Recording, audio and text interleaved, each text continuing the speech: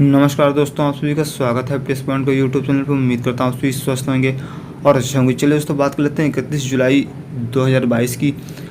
आज के समाचार पत्रों पर कुछ महत्वपूर्ण खबरें छाई हुई हैं, जो कि इस प्रकार हैं। जूनियर हाई स्कूल शिक्षक परिणाम, इस माह तक माध्यमिक की नई भर्ती 800 पदों पर होगी। तबादलों में मनमानी पर जाँच के दिए आदेश, शिक्षकों ने मनाई आंदोलन की नई रूपरेखा। UPSSC न्यूज़, इसी के साथ UPPSC न्यूज़ भी कुछ हैं। तो चलिए दोस्तों, हम लोग बात कर लेते हैं इन मुद्दों पर। यार कौन कौन सी तो चलिए दोस्तों संपूर्ण जानकारी जानने से पहले अगर आप हमारे चैनल पर नए हैं, चैनल के बेल आइकन को प्रेस कर चैनल को सब्सक्राइब कर ले और वीडियो को लाइक कर दीजिए, जिससे कोई भी लेटेस्ट अपडेट सबसे पहले आप तक पहुँच सके। चलिए दोस्तों, हम लोग बात करते हैं सबसे पहले जूनियर हाई स्कूल शिक्षक परिणाम इस माह तक। यहाँ पर बताया गया कि जूनियर हाई स्कूल शिक्षक परिणाम जो है अगस्त माह में जारी कर दिया जाए।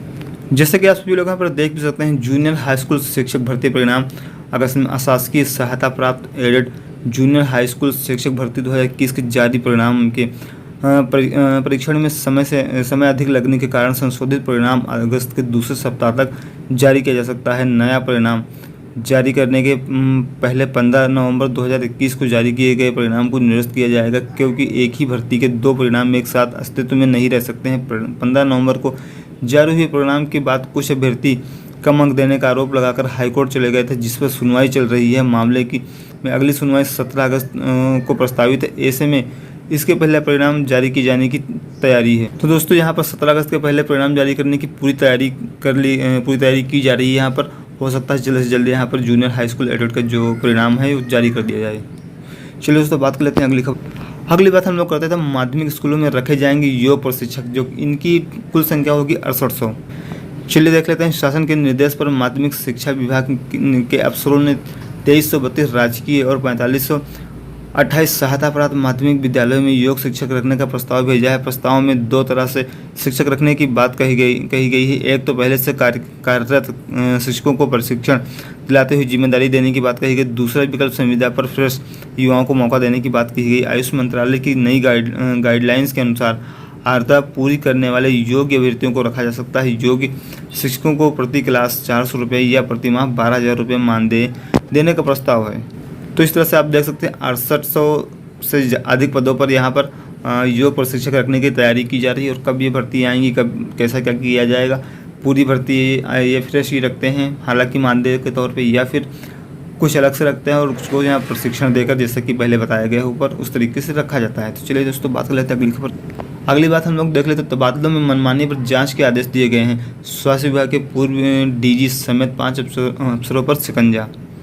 बात कर लेते हैं स्वास्थ्य विभाग तबादला धांधली में 5 वरिष्ठ अधिकारियों के खिलाफ शासन इस तरह से आरोप तय किए गए हैं। इन आरोपों की जांच के लिए अधिकारी नामित करते हुए पड़ताल शुरू करने के आदेश दे दिए गए हैं। निदेशक पैरामेडिकल से 7 दिनों में स्पष्टीकरण मांगा गया है। निदेशक पैरामेडिकल निरुपमा दीक्षित, तत्कालीन महानिदेशक चिकित्सा एवं स्वास्थ्य सेवाएं डॉक्टर वेदव्रत सिंह तथा संयुक्त निदेशक कार्मिक डॉक्टर सुधीर कुमार यादव, डॉक्टर राजकुमार और डॉक्टर BKS चौहान पर शासन ने स्थानांतरण नीति का उल्लंघन करते हुए तबादले करने और पदीय दायित्वों का सही से निर्वहन नहीं करने का आरोप तय किया है। निदेशक पैरामेडिकल डॉक्टर निरुपमा दीक्षित पर आरोप है कि इन्होंने फार्मासिस्ट वर्ग में 6626 कार्मिकों में से 624 का तबादला निजी अनुरोध पर किया है। यह संख्या कुल तबादले का 48% है, जबकि नीतिगत आधार पर 52% तबादले किए गए हैं। ECG टेक्नीशियन के 105 कार्मिकों में से 48 का तबादला किया गया, जो